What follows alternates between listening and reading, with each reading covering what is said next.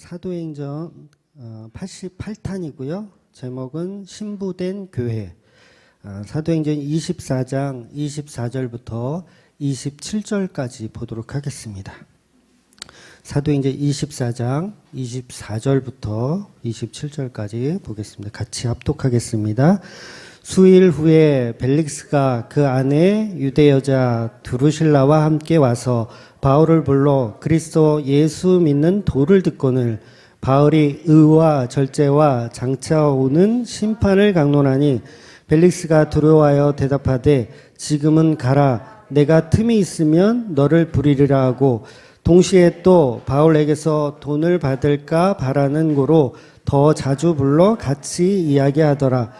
이태가 지난 후 보르기오 베스도가 벨릭스의 소임을 이어받으니 벨릭스가 유대인의 마음을 얻고자 하여 바울을 구하여 두니라. 아멘.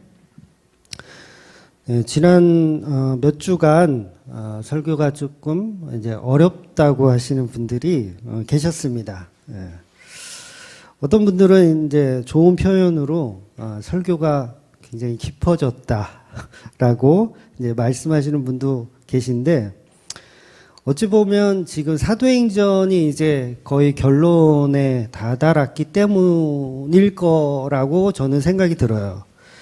이제 앞으로 이제 우리가 이제 25장, 다음 주부터는 이제 25장을 볼 텐데, 사실은 25장부터 이제 마지막 장까지는 뭐 딱히 어떤 내용이 없습니다. 그냥 계속 재판받고 계속 그러다가 이제 출발했는데 배 타고 가다가 배가 풍랑 맞아가지고 이제 좌초되고 그래서 또 살아나고 그 이야기. 그러니까 결국은 신부된 교회를 예수님이 어떻게 사랑해 내시는지에 관한 이야기, 어떻게 지켜내시는지에 관한 내용이 이제 28장까지 이어지는 거예요. 그래서 사도 바울이 배가 바닷 가운데 이렇게 빠졌는데도 이렇게 좌초가 됐는데도 죽지 않고 다 살아나는 이야기.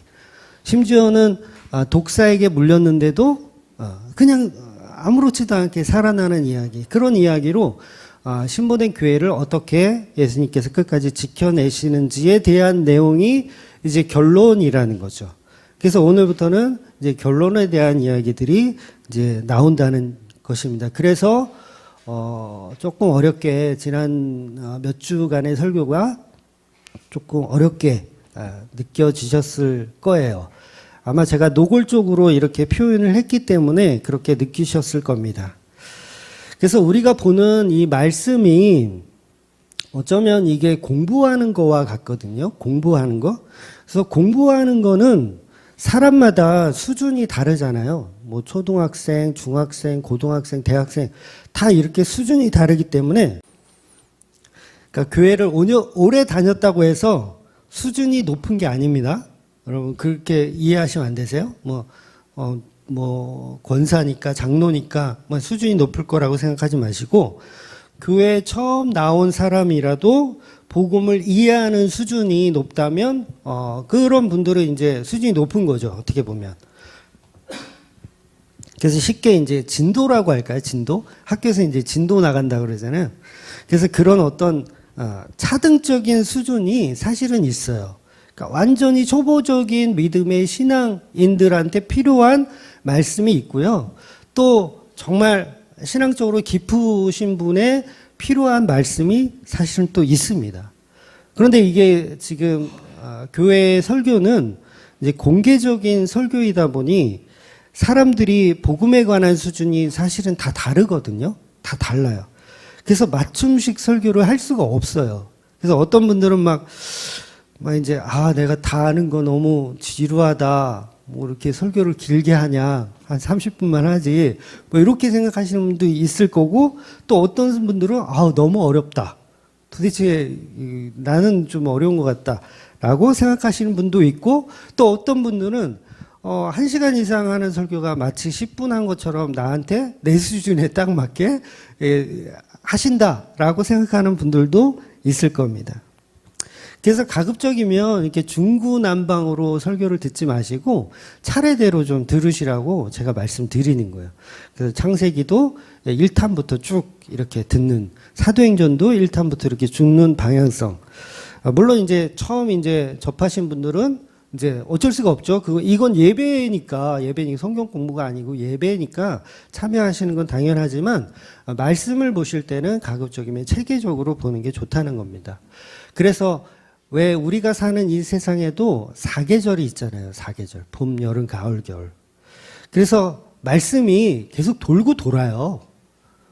이게 계속 어려운 게 아니고 어쩔 때는 좀 쉬운 내용들이 또 나옵니다. 그러다가 또 어쩔 때는 정말 겨울바람처럼 매서운 그런 말씀이 들어가는가 하면 또 어쩔 때는 봄날 따뜻한 이 기운으로 그냥 나른하게 졸린 그런 말씀이 오기도 하는 거죠. 설교는 계속 돌고 도니까 참고 인내하시고 들으시라는 말씀을 좀 드리겠습니다. 그래서 제가 왜 이런 말씀 드리냐면 설교에 그 수위가 있다 그랬잖아요. 어떤 수준의 높이. 그러면 가장 높은 단위는 어디일까? 어떤 설교가 과연 가장 높은 설교의 결론일까라는 거예요.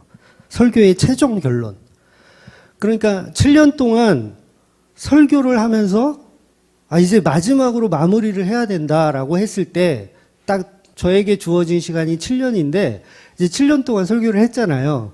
그러면 이제 마지막으로 해야 될 설교가 뭘까? 그 내용들을 이제 오늘 이제 말씀드리려고 하는 겁니다. 최종 목적지가 어디인가? 그래서 누가복음을 통해서 이제 누가복음과 사도행전은 한 권의 책이라고 보셔도 돼요. 그냥 누가가 쓴 누가복음과 사도행전은 이어지는 책이라고 할 수 있습니다. 그래서 누가복음은 고등학교 수준의 어떤 초보적인 말씀이라고 한다면 누가복음은 그거예요. 예수는 그리스도다. 예수는 구세주다. 예수는 하나님의 아들이다.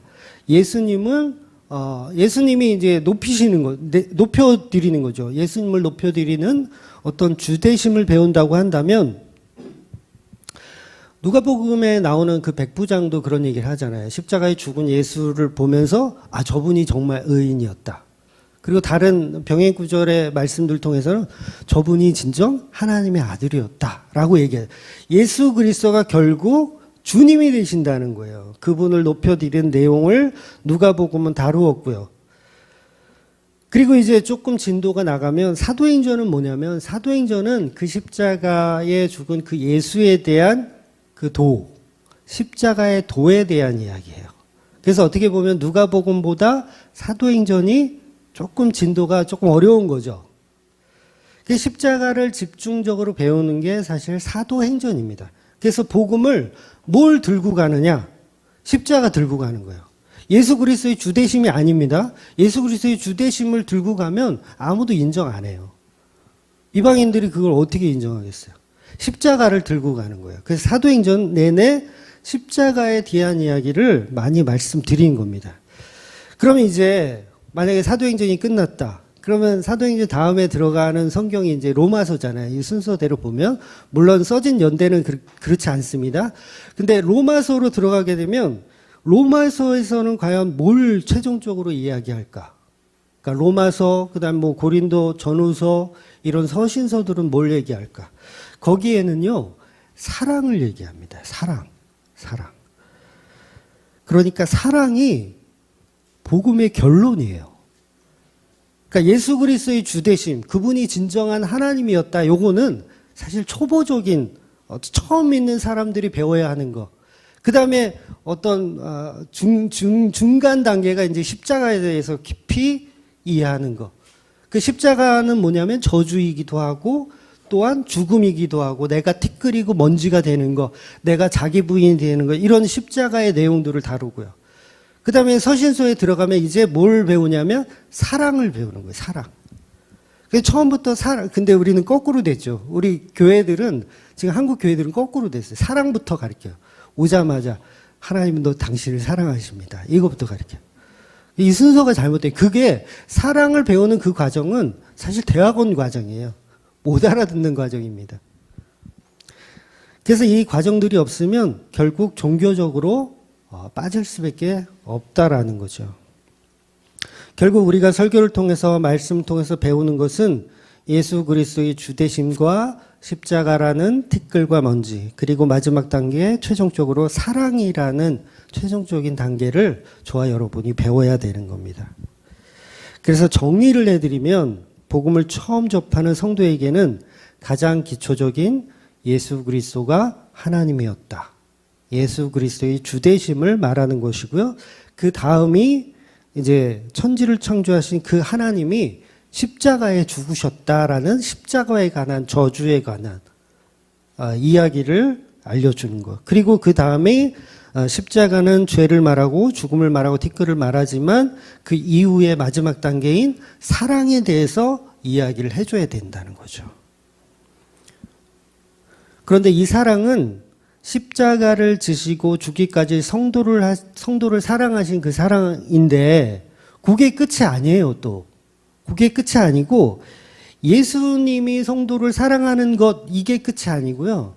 성도도 예수님을 사랑하는 것 이것까지가 끝이에요. 그게 이제 가장 어려운 거죠. 어떻게 인간이 하나님을 사랑해? 어떻게 인간이 예수를 사랑해?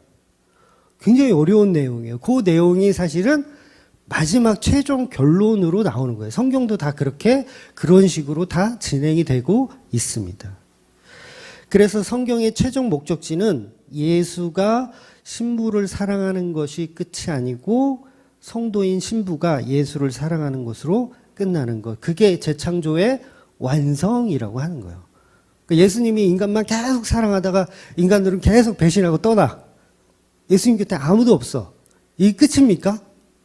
절대 이게 끝이 아니에요. 그건 하나의 과정이죠. 근데 그게 전부인 양 우리가 또 이해하고 있으면 안 되더라는 거예요. 그래서 그 목적 달성이 안 되는 거죠. 예수님이 인간을 사랑해서 십자가에 죽으셨는데 애들이 배신하고 다 떠나. 그리고 끝. 그럼 이게 뭐예요? 이게 뭐예요? 이게 복음이에요? 복음이 아니에요, 이건. 제자들이 12제자가 가룟 유다처럼 전부 다 자살해. 그리고 끝. 이게 복음입니까? 복음이 아니라는 거예요. 반드시 성도도 예수 그리스도를 사랑하는 것으로 끝나야 된다는 거예요. 그게 성경이 말하는 마지막 단계의 과정이에요. 그래서 오늘 제목이 신부된 교회입니다. 사도행전의 결론이 그곳으로 나는 거예요. 그래야지 로마서를 들어갈 수 있고 고린도 전후서를 들어갈 수가 있는 거예요. 반드시 재창조는 성도도 예수님을 사랑하는 내용으로 결론이 나야 됩니다. 그래서 성경이 끝나고 그곳이 어디냐면 바로 천국이라고 하는 거예요. 천국은 예수님만 우리를 사랑하는 곳이 아니고 우리도 예수님을 함께 연합하여 기뻐하는 곳, 그곳이 천국이라는 거예요. 그래서 진정한 엔딩은 성도가 예수를 사랑할 수 있게 되더라는 거죠. 그래서 천국에 가면요, 그 예수님이 너무 좋아서 매일 찬양하고 매일 즐거워하고 매일 사귀는 거예요, 예수님하고. 그러니까 그 자체가 행복이죠. 여러분 찬양할 때 지루해. 힘들어. 오늘 주로 이제 그 인간이 하나님을 사랑하는 내용들의 찬양들을 제가 선곡해 본 거예요. 주 사랑해요. 영원히 찬양해 예수. 이럴 때 감흥이 없어. 나 안 사랑하는데. 그럼 뭐야? 아직 그 단계가 아니신 초보이신 거죠. 그런데 성령께서 내 안에 들어오셔서 내가 예수를 사랑하는 그 감동이 이루어지고 그게 기쁨이 되면 천국에서 예수님과의 사귐, 물론 지금 이 땅에서도 예수님과의 사귐이 계속 이루어지는 것, 그게 신부된 교회라는 거죠. 그래서 제가 미천하지만 지난 7년간 그런 어떤 큰 그림으로 이렇게 말씀을 전하고 있는 겁니다. 물론 처음부터 제가 계획하고 준비하고 한 것은 아니고 지나와 봤더니 그러더라는 거예요. 지나와 봤더니 내가 7년 동안 내가 했던 설교들이 이렇게 복기를 해보니까 이게 그 성경에 있는 그 과정대로 진행하고 있었구나라는 생각이 들더라는 거죠. 역시 주만교회는 내가 하는 게 아니고 예수님께서 이끌고 계셨구나라는 생각이 한 번 더 들었다라는 거예요. 그래서 그 결론을 말씀드리기 위해서 지난 몇 주간 설교가 약간 어렵다고 느끼셨을 겁니다. 물론 성경 어디를 강해를 하든지요, 크게 상관은 없어요. 어떤 내용이, 어떤 성경이든 다 이 내용을 다 담고 있거든요. 뭐 예수 그리스도의 주되심, 뭐 십자가, 그리고 신부된 교회에 대한 이야기는 어느 성경이나 다 들어있어요. 물론 어디가 좀 많고 적고 요런 차이만 있을 뿐이죠. 농도의 차이만 있을 뿐이지. 그래서 이게 이제 복음의 단계가 그렇게 진행이 된다는 거예요. 그래서 하나님의 아들 예수를 이 땅에 보내셔서 신부된 교회 만들기 위해서 모든 일이 그렇게 진행된 겁니다. 그 아들 예수를 인간 손에 죽게 하시고 또 그 죽음으로 인해서 그리스도가 되게 하셔서 신부된 교회를 예수님의 십자가로 재창조하는 내용. 그래서 그 신부된 교회가 예수님을 남편으로 알고 사랑하게 되는 것. 그래서 함께 천국을 누리며 사는 것. 요게 이제 최종 결론이라는 거예요. 그래서 최종 결론의 이 목적지, 우리 보통 이제 우리 사회로 치면 이제 대학원 박사과정, 대학원 박사과정. 요 과정에 필요한 게 바로 신부된 교회인 거예요. 신부된 교회. 그러니까 예수님만 우리를 사랑하는 게 아니라 우리도 예수님을 사랑하는 것. 요게 마지막 과정이라는 거예요. 즉 복음의 끝은 인간도 하나님을 사랑하는 존재로 완성되는 겁니다. 이게 바로 재창조의 끝이에요. 창조되는 거예요. 하나님을 사랑할 수 있는 존재로 창조가 되는 거, 재창조되는 거. 왜 흔히들 목사님들이 그런 얘기를 하잖아요. 하나님은 인간의 눈에 안 보이니까 눈에 보이지 않는 하나님을 어떻게 사랑할 수 있느냐. 그러니까 눈에 보이는 이웃이나 좀 잘 사랑해라. 이런 식으로 이제 얘기하시는 목사님들 꽤 많아요. 그러니까 요새는 또 이제 하나님, 눈에 보이지 않는 하나님 어떻게 사랑할 거야? 빨리 이웃이나 사랑해. 그래서 뭐 비대면 예배 드려. 뭐 이런 식으로 얘기하시는 분도 있는데, 그런데 인간이 하나님을 사랑할 수 없다는 말은 죄성을 인정할 때 필요한 말이에요. 그 말 자체가 틀렸다는 게 아니라 죄성을 인정할 때 필요한 말이고, 광야 생활을 하는 이스라엘 백성들처럼 또 배신한 베드로처럼 하나의 재창조의 과정 속에서 필요한 말이에요. 너는 예수를 사랑할 수 없는 존재야. 베드로가 그랬잖아요. 예수님을 사랑할 수 없는 존재로 드러났잖아요. 죄성이 드러났잖아요. 이게 뭐냐면 하나의 과정. 그러나 이게 계속 진행돼. 예수를 사랑할 수 없는 존재로 계속 가, 베드로가. 그럼 돼요, 안 돼요? 안 되는 거예요, 그건. 예수를 진짜 사랑하는 과정이 다시 결론으로 드러나는 거예요. 그래서 십자가 이후에 인간도 하나님을 사랑하게 되더라는 거예요. 그래서 복음의 끝은 예수와 교회가 서로 사랑하는 존재로 만들어내는 모든 창조의 끝이 나는 겁니다. 그래서 전적 타락으로 죄인을 만들어내는 걸로 끝나면 안 돼요. 그건 반쪽짜리 복음입니다. 우리가 교리들을 이제 잘못 이해하면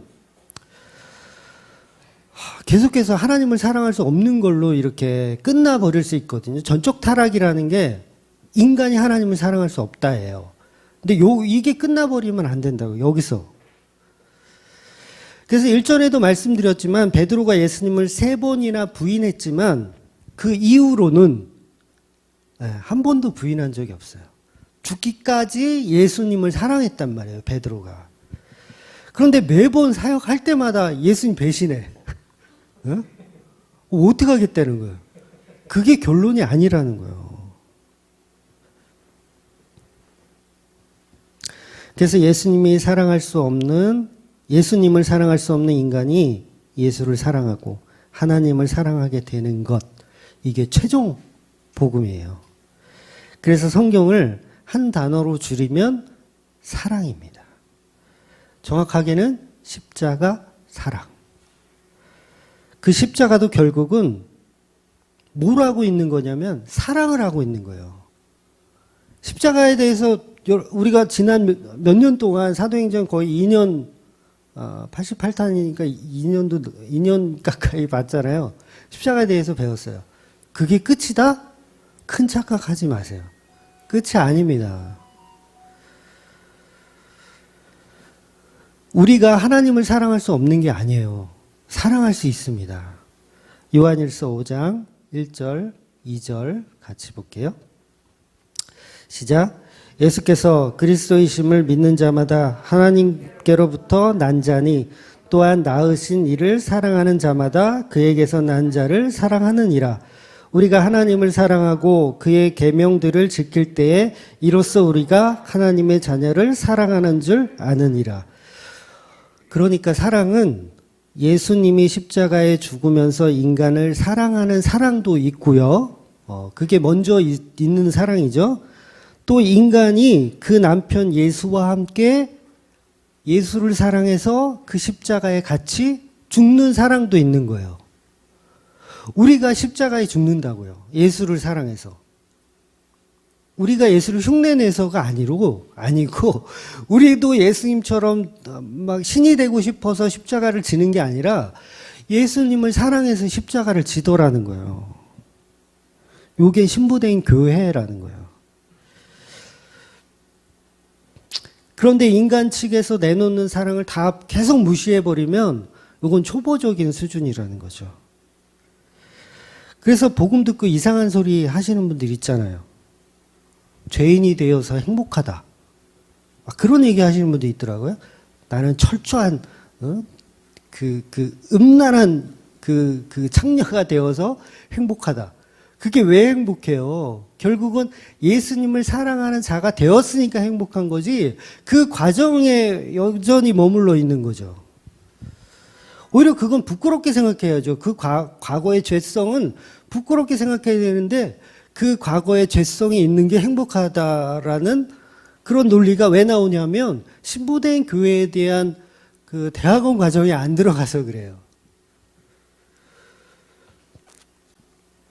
그러니까 예수의 사랑을 배우고 알게 된 것이 그것이 행복해야지 죄 지은 것이 행복하면 그건 안 되는 거죠. 베드로한테 줄 봤다 맞아요. 그러면. 야, 너는 계속 부인하는 게 행복해? 예수님 부인한 게 행복해? 줄 받다 맞는 거예요. 결국은 신랑 예수와 신부된 교회의 서로 사랑하는 사랑 이야기, 이게 바로 성경의 결론이라는 거예요. 성도인 저와 여러분이 이 세상의 존재에서 복음을 듣는 이유가 예수를 사랑하는 자로 재창조되는 게 과정이고 그게 결론이라는 것이지, 우리가 죄인임을 알고 죄인임을 깨달았어. 그게 거기서 끝나면 안 된다는 거예요. 그러니까 개혁주의에서도 이 부분이 사실 좀 약해요. 그냥 계속 전적 타락만 계속 하다 보면 그게 전부인 줄 알아. 그리고 그 죄성을 내 의로 여긴단 말이에요. 나의 음란함.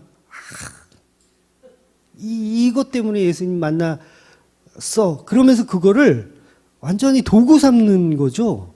아니에요. 죄는 우리가 부끄럽게 생각하는 거고 그걸 놓고 예수님을 사랑하는 자가 되어야 한다는 거죠. 그런데 죄성 있는 것을 내 의로 여긴단 말이에요. 개혁주의에서 그런 오류를 범하더라는 거예요. 그래서 이렇게 어렵게 왜 이렇게 복잡하게 창조를 하냐면 이건 우리가 만들어진 어떤 피조물의 개념이지만 로봇처럼 프로그램된 신부를 원하는 게 아니에요. 그 이유 때문이에요. 그래서 복잡하게 이렇게 죄가 개입하고 막 선악과가 들어가고 막 이렇게 십자가가 들어가고 복잡하게 이렇게 되는 거예요. 그러니까 인간이 자발적으로 예수를 사랑할 수 있는 존재로 창조해내기 위해서.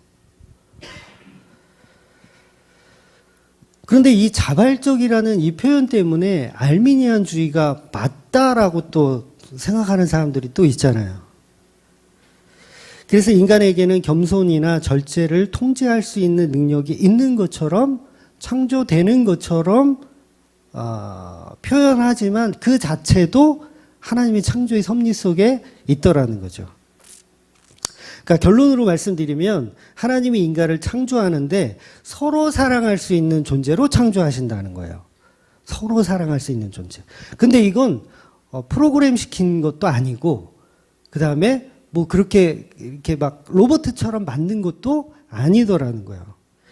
그래서 이 복잡한 과정 속에서 마귀도 등장하고 선악과도 등장하고 하면서 예수를 사랑할 수 있는 존재로 만들어내는 것, 이게 최종 결론이라는 거예요.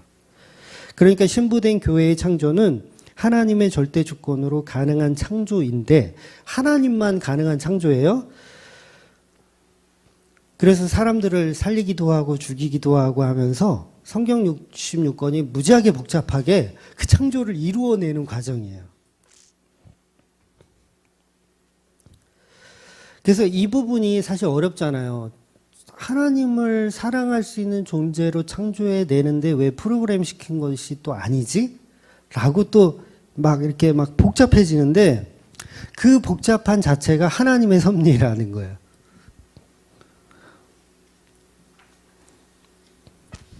그러니까 저와 여러분이 자유의지가 있는 것처럼 하나님의 절대 주권을 따라 창조되어진 성도라는 거죠. 신부라는 거죠.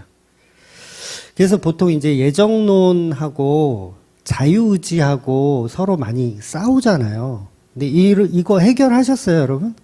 뭐 우리 교회는 이제 개혁주의 쪽이니까 자유의지를 배제하고 하나님의 절대 주권을 인정하는 그런 교회인데 그 부분을 여러분 어떻게 이해하고 계십니까?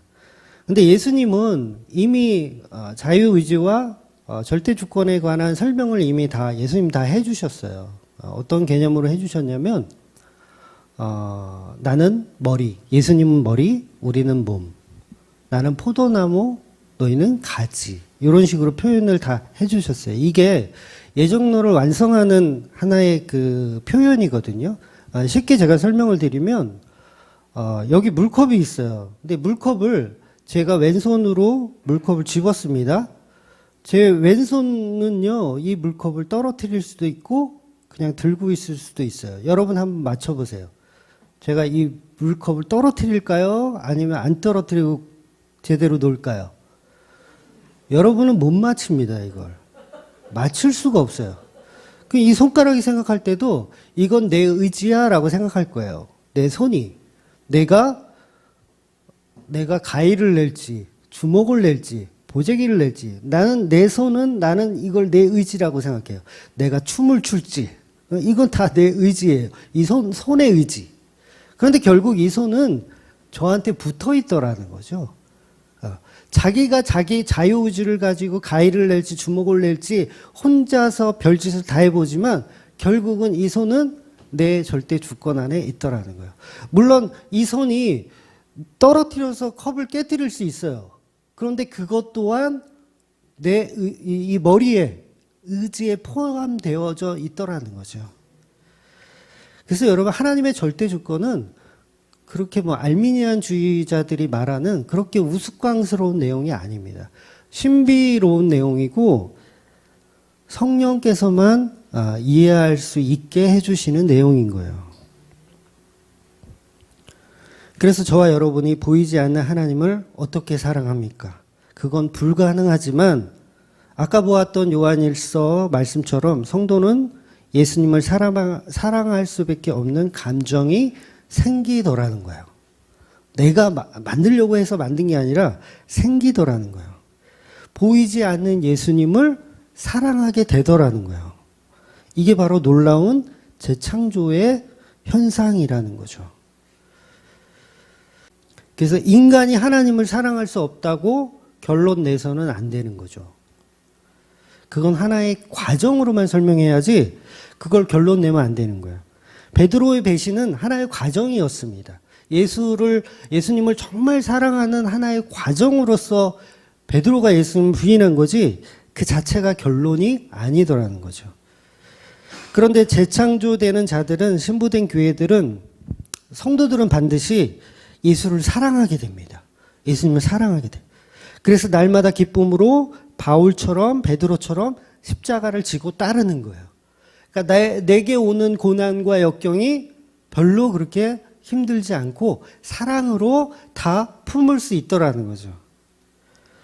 그게 뭐냐면 재창조에 내신 거예요. 베드로를 재창조에 냈고 사도 바울을 재창조에 내신 거예요. 그러니까 예수님이 좋은 거예요. 죽기까지 복종하는 거죠. 그래서 예수님을 아가페 사랑, 네가 나를 이 사람들보다 더 사랑하느냐? 이 질문 한 적이 있잖아요.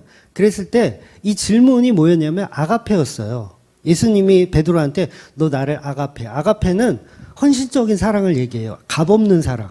부모가 자식한테 주는 그런 값없는 사랑을 말하거든요.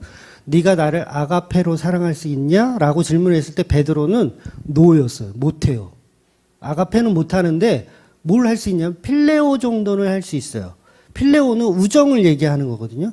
내가 필레오 정도의 사랑은 할 수 있어요. 그러니까 뭐예요? 재창조되는 과정이죠. 그런데 이 베드로가 마지막 죽을 때, 십자가에 거꾸로 달릴 때도 아가페 사랑을 못했을까요? 했을까요?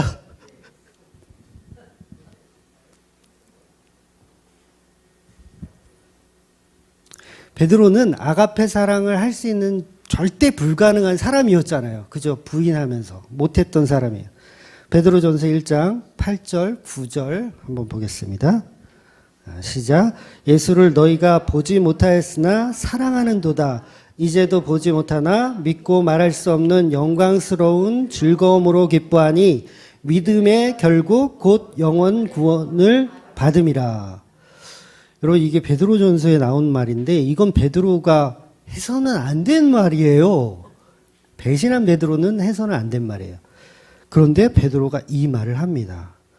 여기서 8절에 나오는 이 사랑이 필레오일까요? 아가페일까요? 네, 아가페니까 제가 이런 말을 하는 거예요. 아가페였어요. 그러니까 베드로가 사람들에게 이렇게 설교를 하는데 여러분들은 예수님을 아가페 할 수 있습니다 라고 설교하는 거예요. 지도 못했으면서. 지라고 그러면 안 되지. 베드로 본인도 못했으면서 성도들한테는 아가페 하는 사랑을 할 수 있습니다. 또 하고 있습니다 라고 설교하는 거예요. 이 말은 뭐냐면 베드로 자신도 옛날에는 내가 필레오 정도의 사랑을 밖에 못했지만 지금은 아가페 하고 있다는 얘기예요. 그럼 자기는 보고도 사랑하지 못했는데 예수님을 배신한 베드로를 찾아가서 예수님이 아가페 사랑을 물었었을 때 대답을 못했었는데 지금은 대답을 하더라는 거예요. 이게 뭐예요? 재창조된 거예요.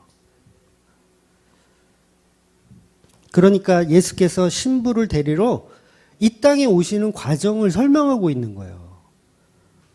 이 땅에 오는 과정. 그 신부를 끝까지 사랑하여 마치 야곱이 7년 동안 노가다를 해서 이제 라헬을 이제 얻잖아요. 그 십자가에 죽어서 예수님께서 신부를 끝까지 사랑해 내시는 과정을 이야기하는 거죠.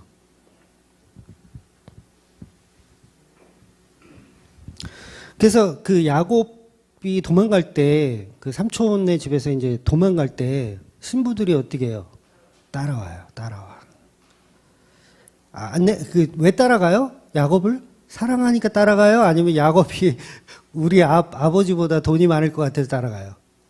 사랑하니까 따라가는 거예요. 사랑하니까.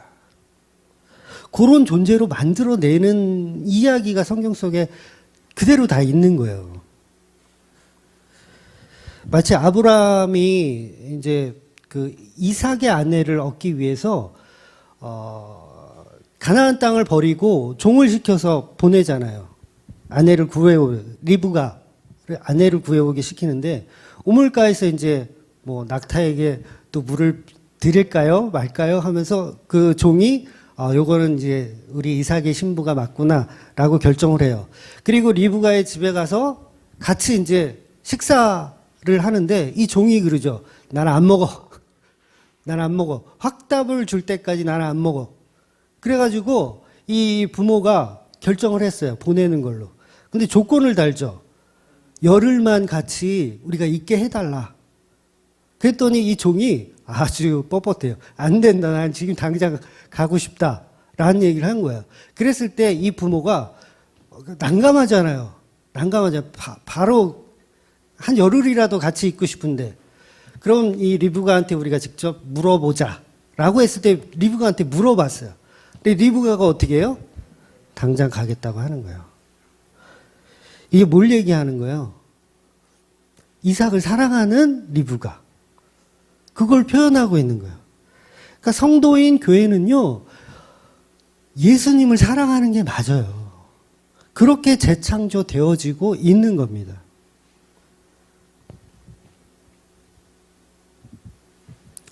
저와 여러분이 예수님을 사랑하십니까? 사랑하시죠? 그 사랑은요, 세뇌된 게 아닙니다. 여러분 세뇌되셨어요? 7년 동안 설교를 들었더니 하나님 사랑하는 걸로 이렇게 세뇌되시고 프로그램 되신 건가요? 은혜를 통해서 그 사랑이 자라고 있었던 거예요. 그런데 이 결론이 얼마나 쉬워요. 얼마나 쉬운 결론이에요. 그런데 우리가 너무 보고만 해서 복잡하게 막 머리를 막 쓰려고 별 짓거리들을 다 하는 거예요. 결국은 예수를 사랑하는 자로 만들어내고 싶으신 거예요, 예수님은. 그래서 우리가 바른 복음을 이해할 때 바른 복음이라는 건 어떤 문자로 된 객관적인 사실이지만 우리는 이 문자를 우리에게 적용하여 우리의 입맛대로 맞추고 해석하고 적용해버리는 그런 경향이 있어요. 다시 말해서 성경이라는 말은, 성경 속에 있는 말은 다 진리입니다. 진리예요. 문자예요. 문자라는 진리를 갖고 있어요. 그런데 우리의 해석을, 우리가 해석해서 결론 짓는 경향이 있잖아요. 역시 저도 그 범주 안에서 이제 계속 이제 고민하고 있는 중인데 크게 벗어나지 않습니다. 저와 여러분도. 세상의 어떤 목사도 그 문자를 진리 그대로 이해하고 받아들일 수가 없어요. 그러니까 성령이 아니시면 그건 불가능합니다. 만약에 그런 인간이 있다 그러면 그 인간은 계시받은 인간인 거죠. 이제 지가 이제 보혜사라고 그럴 거예요. 조금 지나면. 헛소리를 하게 될 겁니다. 네, 지난주에 편집을 좀 했지만 그분처럼 자기가 계시받았다고 이상한 헛소리를 하게 되는 거예요. 조금 더 적나라하게 제가 예를 들어서 설명을 해드리면 중암교회는 처음부터 어떤 표 같은 게 없어요. 표. 보통 이제 교회 보면 이제 홈페이지나 주보에 보면 표 딱 써 있고 뭐 1년표, 뭐 2년표 이런 게 있습니다. 근데 저희 주맘교회는 우리 주맘교회는 시작 자체가 너무도 미약했기 때문에 표 같은 거는 없어요. 흔히 초심이라고 하는 것까지도 없어요. 초심도 없습니다. 그냥 얼렁뚱땅 개척을 했기 때문에 거짓말 안 하고 저희 가족들도요. 그 개척한다라는 말을 한 일주일 전에 들었을 거예요. 일주일 전에. 저도 한 달도 채 고민 안 해본 것 같아요. 한 2주 정도 고민했나? 얼렁뚱땅 개척을 했어요. 저희 가족들이 다 알아요. 그래서 개척을 부랴부랴 해놓고서 이제 뭔가 좀 이렇게 좀 뭔가 그런 컨셉 같은 게 있어야 되잖아요. 그래서 부랴부랴 만든 게 주맘교회 12신조라는 내용이에요. 주보에도 있고 뭐 이렇게 실려 있는데 그래서 그 중에서 이제 그 가장 제가 좋아하는 문구가 오직 예수 그리스도의 십자가 복음만 전하는 교회. 요게 저는 이제 너무 마음에 들어요. 그래서 요거를 표어처럼 우리가 사용하고 있습니다, 지금. 그래서 달력에 보시면, 해마다 달력에 보면 그 표가 들어가 있어요. 작년, 재작년 달력에도 다 들어가 있어요.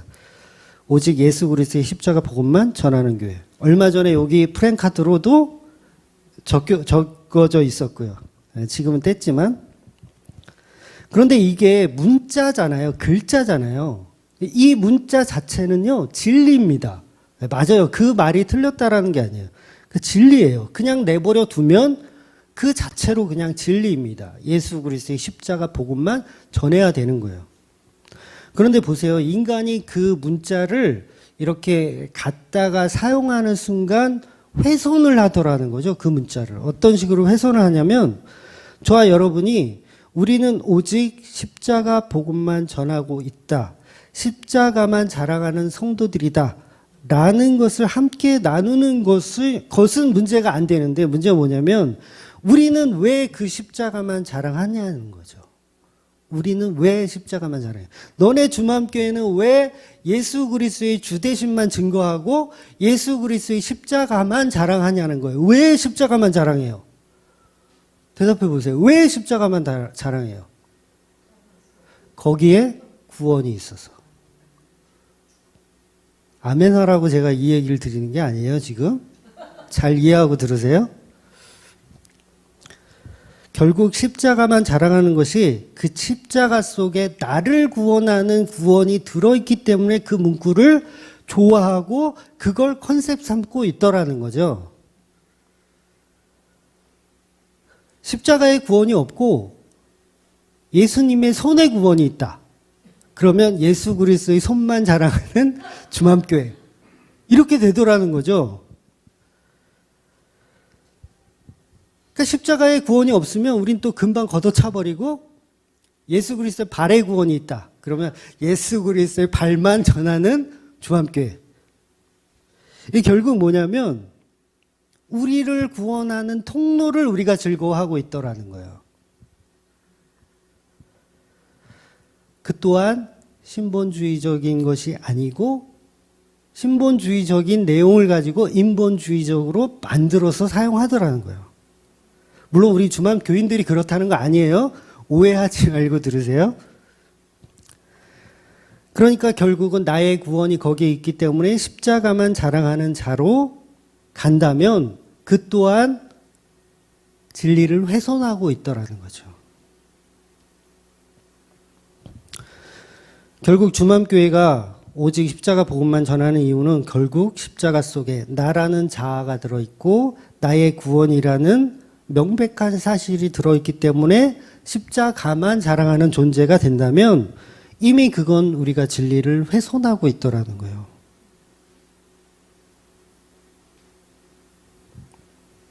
예수님이 우리에게 십자가로 은혜를 베푸시는데 이 땅에서 구원하는 은혜만 있다면 그게 끝이라면 그러니까 나를 구원하는 거 십자가로 나를 구원하는 거 그게 끝이라면 그 우리는 야단 맞아야 돼요. 혼나야 되는 거예요. 그러니까 성경은 여러 가지 얘기를 합니다. 너는 죄인이라고 야단을 치기도 하고요. 너는 구원받았다고 선포를 하기도 하고 또 너는 티끌이다 먼지다 라는 자기 부인의 말씀도 있고요. 물론 칭찬하는 말씀도 있죠. 그리고 우리가 읽은 베드로의 고백처럼 당신들이 정말 예수를 사랑하는군요 라는 칭찬의 메시지도 있더라는 거예요. 그렇다면 우리가 십자가 복음만 자랑하는 것이 아니고 예수 그 자체를 자랑해야 된다는 거예요. 이해가 되세요? 예수 그 자체. 나를 구원할 수 없는 예수라도 그 예수를 사랑해야 된다고요. 지난 몇 주간 어려웠던 이유가 바로 이거였어요.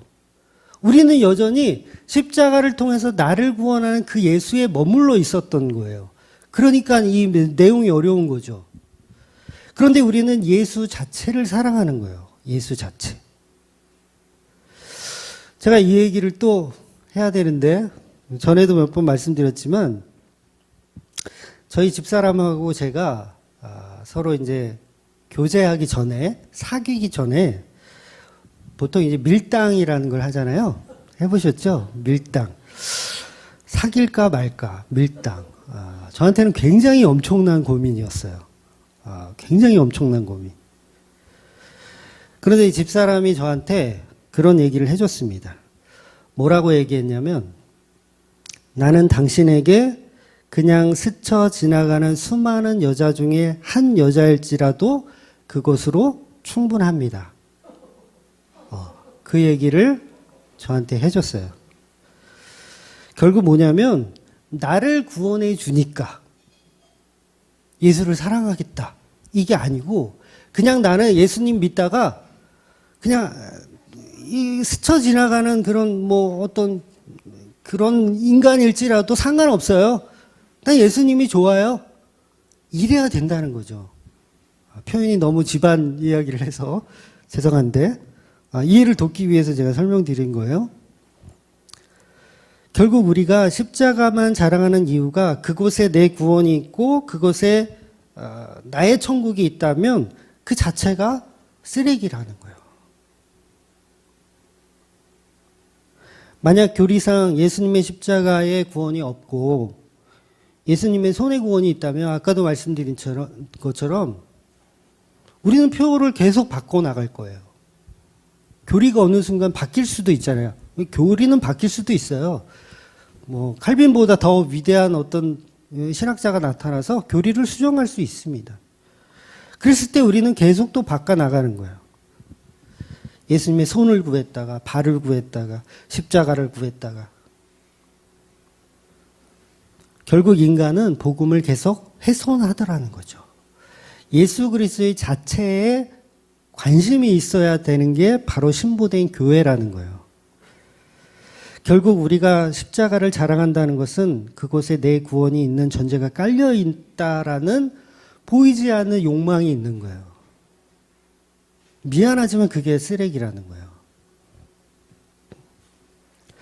결국 나는 예수 그리스도의 십자가만 자랑한다는 그 자리가 오물투성이의 자리라는 거죠.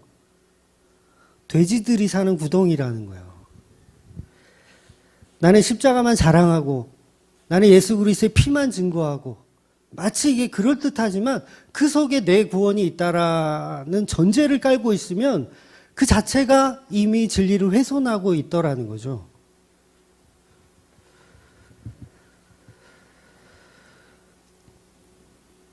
결국 갑을 관계로 가는 거예요. 예수님은 갑이고 나는 을이다. 요거 잘 보여서 구원을 성취하자. 그 자체가 왜곡된 십자가라는 거예요. 그래서 제가 이런 말이나 문구를 사용하지 말라는 게 절대 아닙니다. 계속 쓰셔야 돼요. 왜냐하면 초신자가 왔을 때 여기서 배워야 될 게 뭐예요? 우리가 가르쳐야 될 게 당연히 예수 그리스도의 십자가만 가르쳐야 돼요. 그 말이 틀렸다는 게 아니라 그걸 이용해 먹지 말라는 이야기로 결론 드리는 거예요.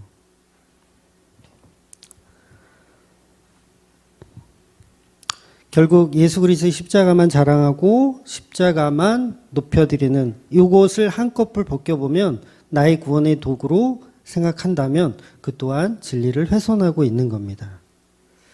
주맘교회가 복음적인 것처럼 말을 하지만 결국 이 내용들을 우리가 각자 해석하여서 자기 멋대로 사용하면 소용이 없는 거예요.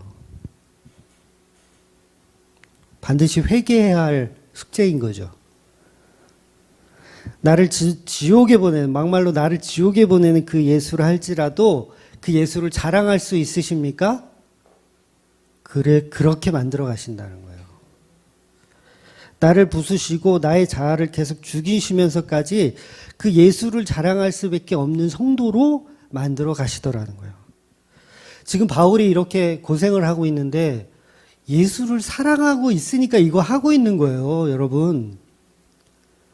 나 구원받았으니까 그 은혜에 감사하는 이 수준이 아니고요.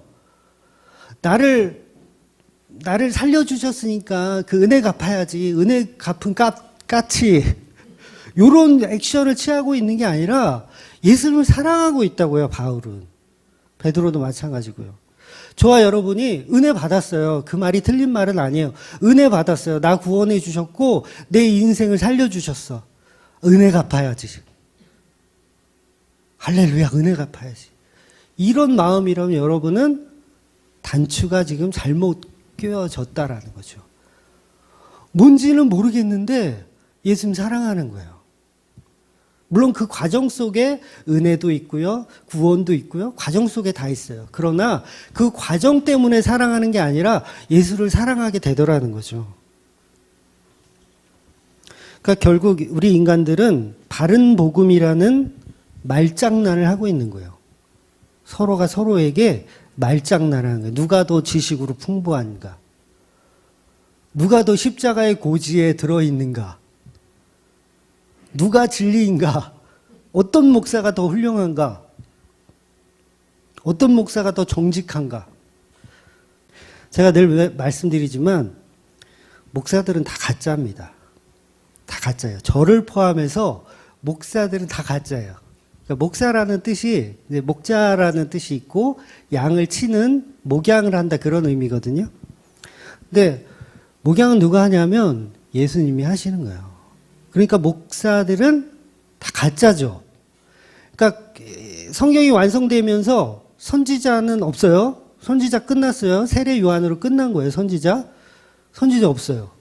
그 다음에 사도 없죠. 성경이 끝남으로 인해 사도가 이제는 더 이상 없어요. 그럼 지금에 있는 목사들은 뭐예요? 사도예요? 아니에요. 선지자도 아니에요. 그럼 뭐예요? 가짜죠.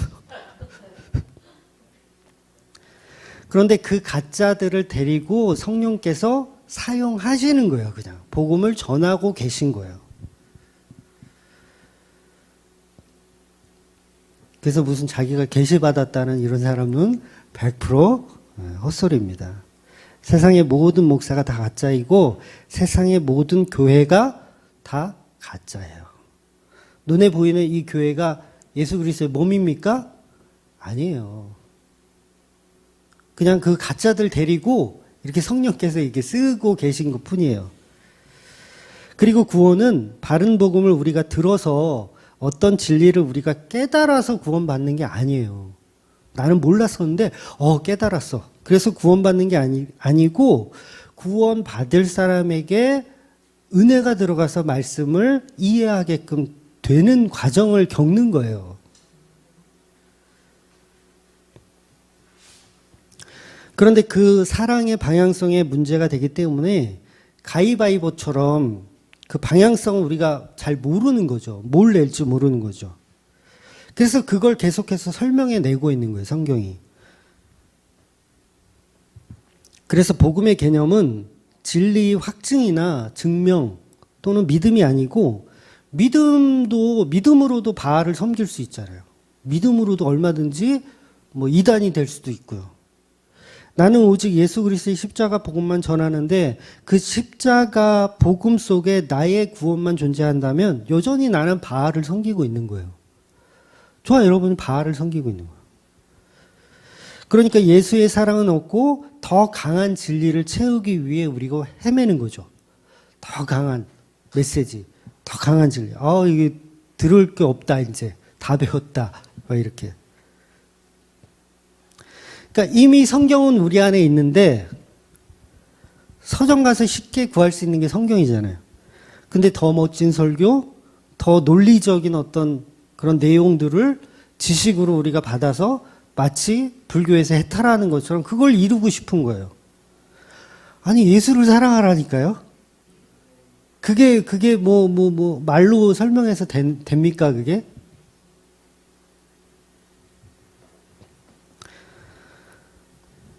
예수를 사랑하십시오. 지난주 설교처럼 무능력하게 죽은 그 십자가에 죽은 예수를 사랑하라는 거예요. 무능력한 십자가가 아니라 승리의 십자가로 예수를 사랑하지 마시고 무능력한 그 십자가. 번지점프 하듯 흉내내는 그 예수를 사랑하는 게 아니라 정말 죽은 그 예수. 무능력한 죽음으로 십자가에 죽은 그 예수를 사랑하는 자들이 예수님의 아내들이라는 거예요. 십자가로 나를 살려주신 그 예수가 아니고 그냥 무기력하게 인간 손에 하나님께 버림받아 죽은 예수를 사랑하는 그 아내들이 되시라는 거예요. 결국 그게 십자가 사랑입니다. 십자가, 저주, 예수가 죽은 자리. 이 설교를 이해하신다면 십자가 사랑이란 말이 이제 다시 들리실 거예요. 그동안에 들었던 십자가 사랑하고 전혀 다른 내용의 십자가 사랑을 이해하시는 거예요. 나를 구원하는 십자가가 아니고 승리하는 십자가가 아니고 무능력하게 죽은 그 십자가에 죽은 예수를 사랑하는 것. 그 성도가 바로 마리아처럼 옷값을 깨뜨려서 그 예수 앞에 붙는 거예요. 머리와 발에 붙는 거. 마리아가 어떤 구원을 기대하고 옷값을 깨뜨렸을까요? 전혀 아니에요. 그냥 사랑한 거예요. 예수님을 사랑한 거예요. 그 사랑이 너무 강해서 이 옥합은 여인들의 혼수거든요. 이거 없으면 시집을 못 가요. 이걸 깨부트리는 거예요. 신랑 대신 예수한테. 그런데 그 예수는 어떤 예수냐면 곧 십자가에 죽을 예수예요. 막 부활의 신앙이 있어서 마리아가 부활의 신앙이 있었나요? 없었잖아요. 예수님 죽고 나서도 그냥 엉엉 우는 것밖에 안 했던 여자들이란 말이에요. 그 여자들이 옷값을 깨뜨린 거예요. 장례를 치른 거죠. 예수님의 십자가라는 장례. 부활을 기대하지 못한 무기력해 죽은 그 장례를 치르는 것. 이게 바로 신부된 교회들이 사랑하기 때문에 하더라는 거예요. 그래서 예수님이 이 마리아의 행동을 복음이라고 결론 내시잖아요. 이게 복음이다. 이 여자가 하는 행동은 복음이 전해지는 곳마다 이 행동이 그대로 복음으로 전해진다라고, 전해져야 한다, 전해졌다라고 선포하시는 거예요. 그러니까 이게 얼마나 놀라운 얘기예요. 제가 처음 하는 설교가 아니라 예수님이 이런 설교를 이미 다 하신 거예요. 저 손가락만 이렇게 얹는 거죠, 저는. 그러니까 마리아는 나를 구원해 준 예수를 사랑한 게 아니고 십자가에 죽을 그 예수, 무능력한 그 예수를 사랑한 거예요. 여러분, 그 옥합을 깨실 수 있습니까?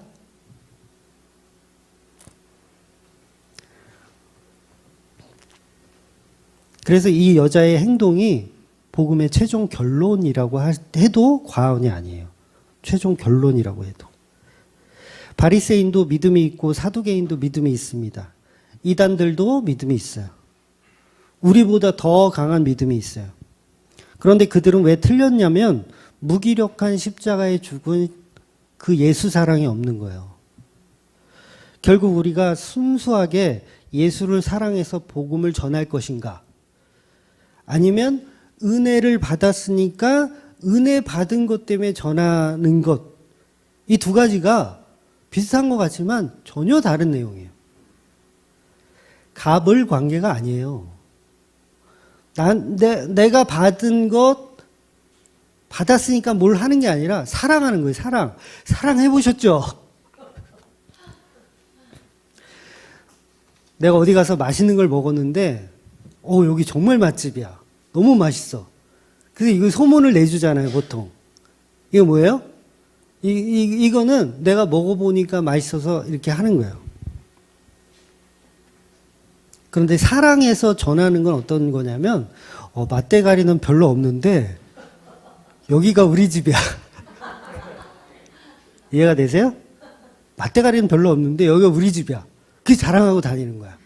왜? 내가 이 가게를 사랑하거든요. 이건 차이가 어마어마하게 나는 거예요. 그러니까 십자가에서 죽으셔서 나를 구원해 준 예수를 전하는 게 아니라 그 예수가 사랑하게 된 거죠. 그 과정을 통해서. 요게 이제 단단한 음식을 먹을 수 있는 수준이 된 거예요. 그동안은 받은 은혜 때문에 내가 집사도 하고 장로도 하고 받은 은혜 때문에 권사도 하고 받은 은혜 때문에 교회도 나가고 받은 은혜 때문에 헌금도 하고 막 이렇게 했어요. 요거는 어린아이 수준의 믿음. 이제 어른의 믿음은 그런 과정들을 통해서 예수를 이미 사랑하고 있는 거예요. 그래서 예수님이 이제 등을 돌리도 저한테 왜 그러세요? 끝까지 따라가는,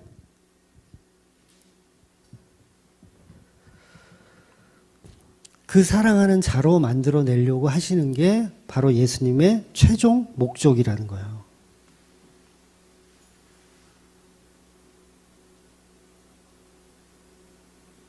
그래서 성도는 예수께서 주님이 되지 않더라도, 이해되세요?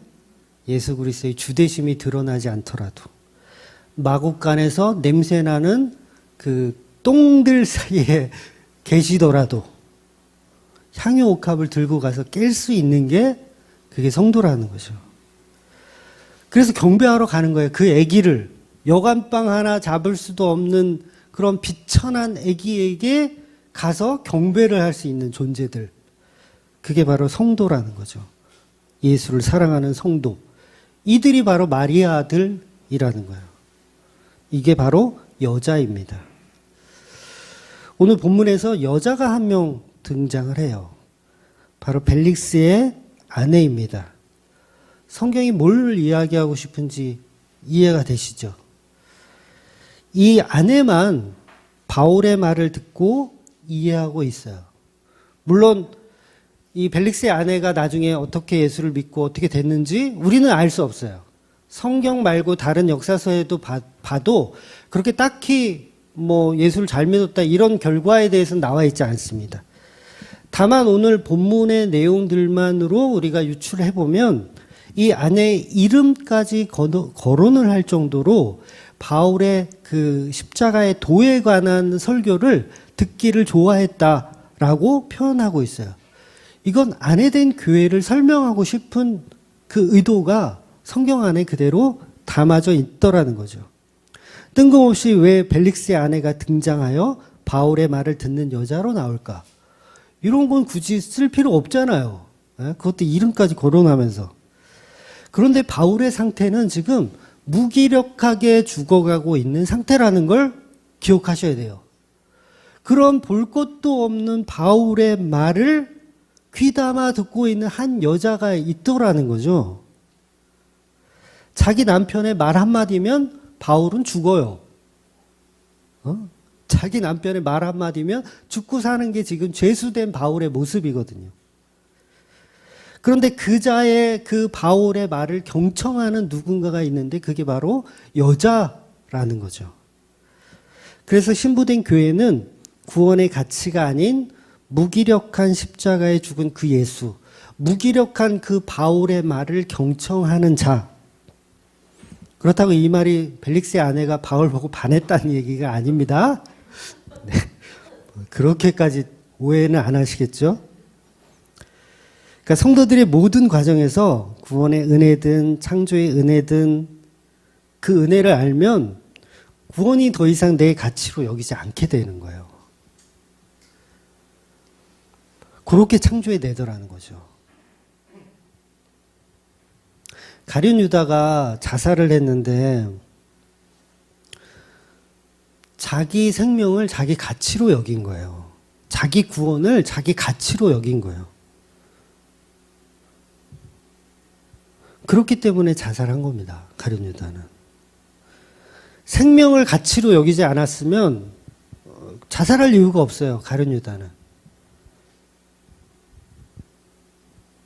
바알을 섬기던 그 선지자들이 자기 몸 막 자해하잖아요. 엘리야하고 막 붙었을 때 자기 몸을 막 자해하잖아요. 그런 이상한 결과를 만들어내는 거예요. 예수께서 나의 가치가 되시고 나의 주인이 되시고 나의 왕이 되어야 하는데 여전히 나는 나를 구원받아야 하는 가치로 생각하기 때문에 가룟 유다가 되는 거예요. 우리가. 베드로처럼 예수님을 떠나지 않겠다고 호언장담하는 그런 이상한 행동을 하는 자가 되기도 하고 십자가만 자랑하겠다는 이상한 말을 하기도 하는 거예요. 저와 여러분이 무슨 가치로 십자가를 자랑하죠? 무슨 가치로?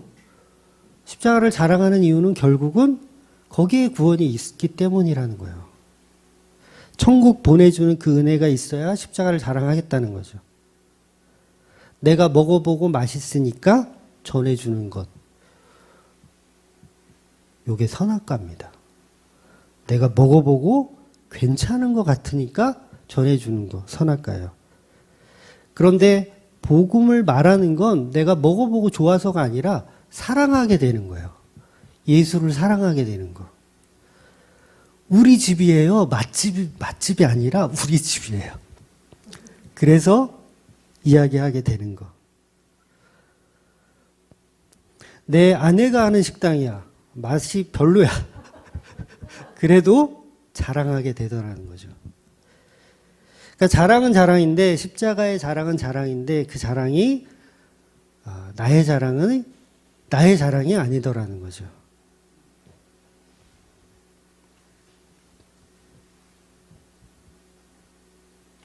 그래서 서신서들은 교회에게 주시는 글이지 예수 안 믿는 사람들이 주시는 글이 아니거든요. 아무리 봐도 그거 이해 못합니다. 무슨 얘기인지. 결국 십자가 사랑이라는 복음을 알게 되는 과정들로 예수님이 저와 여러분을 만들어 가시는 겁니다. 그래서 사도 바울은 죽는 순간까지 자기가 죄인 중에 괴수라는 것을 고백할 뿐이었어요. 자기는 날마다 죽노라. 이런 얘기를 한 거예요. 나는 날마다 죽노라. 나의 구원,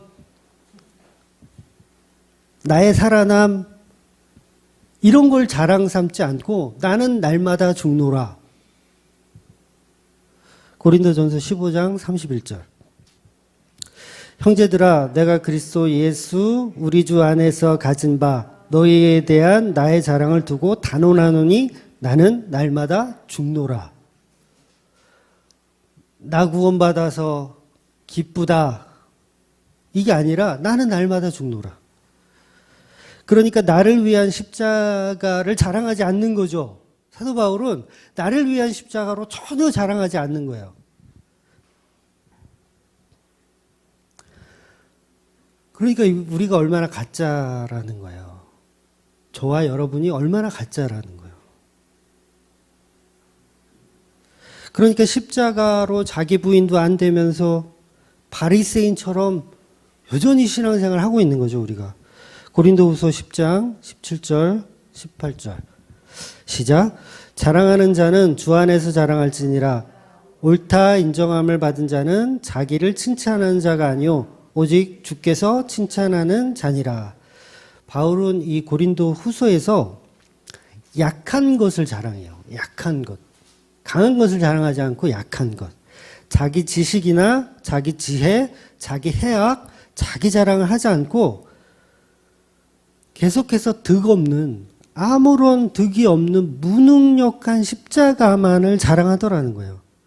그러니까 바울은 복음을 전할 때 자기 가치를 전혀 챙기지 않아요. 굉장히 독특한 분이에요.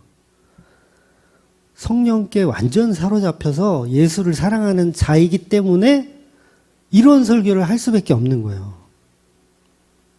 그래서 바울은 예수님의 십자가만을 자랑하는데 그 예수님의 십자가에 나의 구원이 없다고요. 바울은 놀라운 거예요, 이건. 나는 날마다 죽노라예요. 그러니까 나를 천국 보내주시는 예수로 자랑하지 않고 있더라는 거예요. 나를 부활시켜 주시는 그 예수로 자랑하지 않고 나를 천국 보내주는 파라다이스를 만들어주시는 그 예수로 증거하지 않고 완전한 실패자인 예수를 증거하고 있다는 거죠. 그러니까 수준이 얼마나 달라요. 우리하고 사도 바울이 수준이 얼마나 달라요. 근데 우리는 성경 읽으면서 전부 행위 위주로 그냥 이해해요. 행위. 은혜 받았으면 뭘도 해야 되고 뭣도 해야 되고. 그러니까 아무리 서신서 읽어봐야 못 알아듣는 거야. 갈라디아서 6장 14절 시작. 그러나 내게는 우리 주 예수 그리스도의 십자가 외에 결코 자랑할 것이 없으니 그리스도로 말미암아 세상이 나를 대하여 십자가에 못 박히고 내가 또한 세상을 대하여 그러하니라. 그러니까 십자가에 죽었대요. 바울 자신도 십자가에 죽었대요. 완전한 티끌의 자리, 완전한 자기 부인의 자리로 들어간 거예요. 그러니까 자기 부인 하는 척 하는 게 아니라 진짜 자기 부인을 하고 있는 거예요.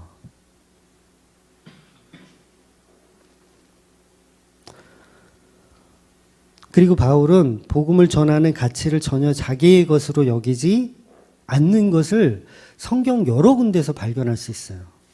오히려 복음을 전하는 것을 자랑할 수 없는 이유가 복음 안 전하면 혼나라는 식으로 오히려 얘기하지 그걸 막 드러내가지고 자기를 자랑하지 않아요. 그러니까 내가 먹어봤으니까 좋아, 너도 먹어봐. 그 수준이 아니고 그것을 뛰어넘어서 예수를 사랑하고 있더라는 거죠.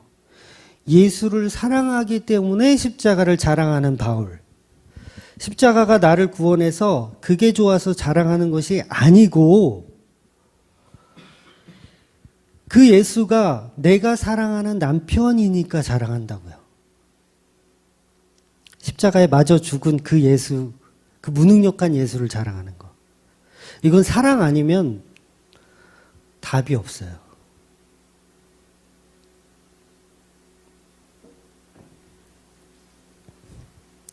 이 말은 제가 그냥 둘러둘러 하는 말이 아니라 바울이 정말 했었던 말입니다. 바울이 나는 생명 안 줘도 좋아. 나 천국 안 보내줘도 좋아. 그 말이에요. 그런 말을 한 적이 있을까요? 없을까요? 있으니까 이 얘기를 하겠죠? 고린도전서 9장 14절 14절부터 16절 볼게요. 16절만 나와 있나요? 제가 14절부터 읽어드릴게요. 이와 같이 주께서도 복음을 전하는 자들이 복음으로 말미암아 살리라 명령하셨느니라. 그러나 내가 이것을 하나도 쓰지 아니하였고 또 그 말을 쓰는 것은 내게 이같이 하여 달라는 것이 아니라 내가 차라리 죽을지언정 누구든지 내 자랑하는 것을 헛된 대로 돌리지 못하게 하리라. 내가 복음을 전할지라도 자랑할 것이 없음은 내가 부득불 할 일임이라. 만일 복음을 전하지 아니하면 내가 화가 있을 것이로다. 이 9장 14절 15절 말씀에 보면 내가 차라리 죽을지언정 나 죽어도 좋다는 얘기를 하는 거예요. 그러니까 내가 이 복음을 전하는 게 어떤 은혜 받고 내가 이렇게 잘 돼서 전하는 게 아니라 나 이거 안 전하면 나 혼나 이런 식으로 얘기하는 거예요. 그런데 내가 버림을 받더라도 내가 죽을지언정 내가 전한 이 복음을 헛되이 하게 하지 말라. 그 얘기를 하고 있더라는 거죠.